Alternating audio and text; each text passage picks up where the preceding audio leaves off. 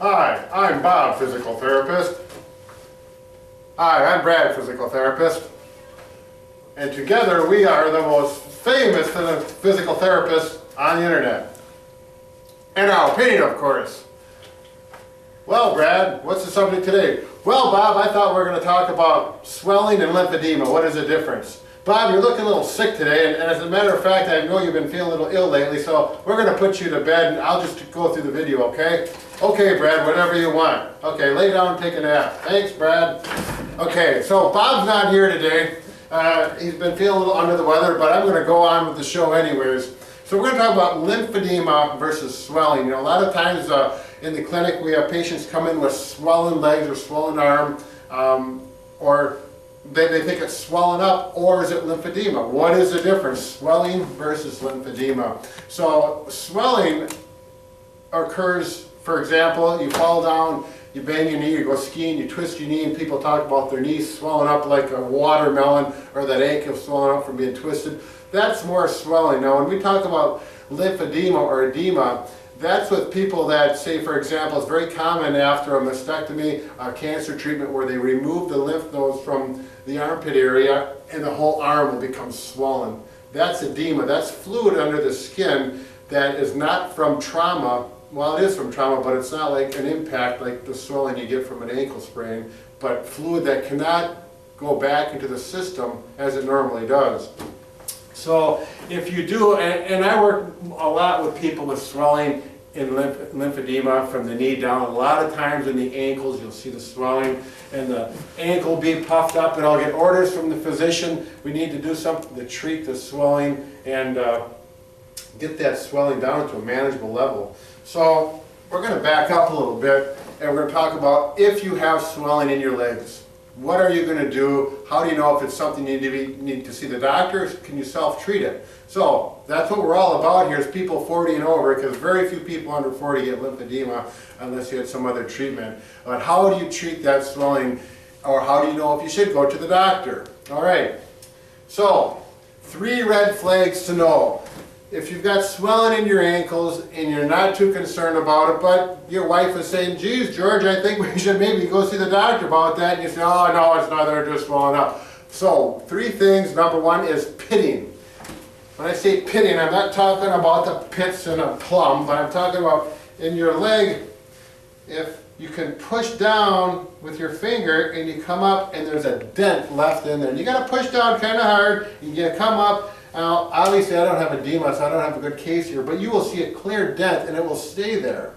That's called pitting edema. And if you have that, that's one thing that's a red flag that maybe you should go see a doctor. Okay, the second one, if it looks hard and polished. Now, I do have it. Get over here. Excuse me, Bob. Can you see this, Nancy? Right here, if you can zoom in, I have a spot on my leg, and I'm not sure why I have this, but I've had it for all my life. I have no hair here, and it's a little shinier, actually. Now, if you've got edema in your leg from the knee down, everything is a little bit swollen, and it's shiny like that. It's puffed out a little bit, and you can push on it, it's hard, and you got pitting edema, and it's shiny and swelling. That's your second red flag, is the polished look or the hard feeling to it. And also the third red flag is if it's red in color and painful. Then for sure you want to get to a doctor. Okay, if you have all 3 of these red flags, definitely see the doctor. Don't take any time, get down there and get it taken care of, get some treatment with that. So it's pitting, hard and polished look, and red and painful. The 3 things you want to watch out for. Those things, get to the doctor, get it checked out. If you just have swelling, it's not hard, you can push on it, it's soft, but you can tell it's swelling. It's from the foot all the way up to the knee perhaps. A couple things you can do is lay down, elevate your feet. So, I don't have my pillows with me. What are we going to do, Nancy?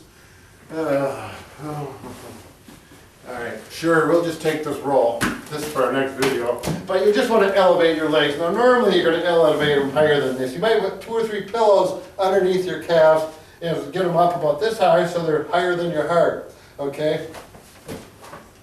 Now, let's talk about a little bit of what edema is. It's fluid just underneath the skin, and it goes through the lymph pathways, which go up along your skin, through your legs, and up through the lymph nodes here in the femoral creases, and it goes up into your stomach, and it goes into your system and back into your system and bloodstream right here. Okay, they talk about this as being like the drain for the lymph node, like in your bathtub where all the water goes down into the drain. It's right here. So you want to elevate it so things can flow down in there, and to make it even more of a pump, so you have some pump moving that fluid, you're going to do ankle pumps like this. Okay, I'll use Bob here for a pillow. And we're just going to work those ankle pumps like this. You do 20, 30 of them, and then relax for a few minutes, and then do some more ankle pumps, because you'll get tired ankles if you do them consistently. But the muscle contraction acts as a pump to help move that fluid forward. Okay, and there are some massage techniques that you can do from your stomach. And one thing I'm going to talk about is, we're not going to get into the massage because that's kind of a whole other topic. We'll make another video on that. But when you're laying here, do some diaphragmatic, see if I can pronounce this. Diaphragmatic, help me out, Andy. Diaphragmatic, you're going to breathe in your diaphragm, okay? So you're going to breathe in and fill up your lungs, and that diaphragm is right in here, and it's going to push out, and that's going to help get that fluid to go down into that drain we talked about right in here. Okay, and just relax and give that deep breathing, diaphragmatic, I cannot say it, breathing, but for sure it's going to help get that fluid to move some more. Okay, you're going to do that a couple, 3 times a day, and you want to avoid sitting with your legs down. If you got a recliner, elevate them up.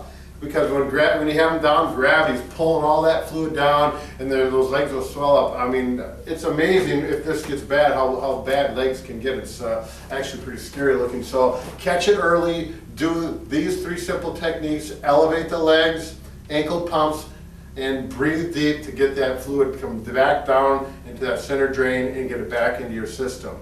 All right, so there you go. Lymphatic breathing versus swelling, I think is boiled down. Bob, how you doing over there? You feeling better? He's still sleeping, so. All right, very good, have a good day, and remember, we can fix anything except for, what do you think, Bob? All right, a broken heart. Take care.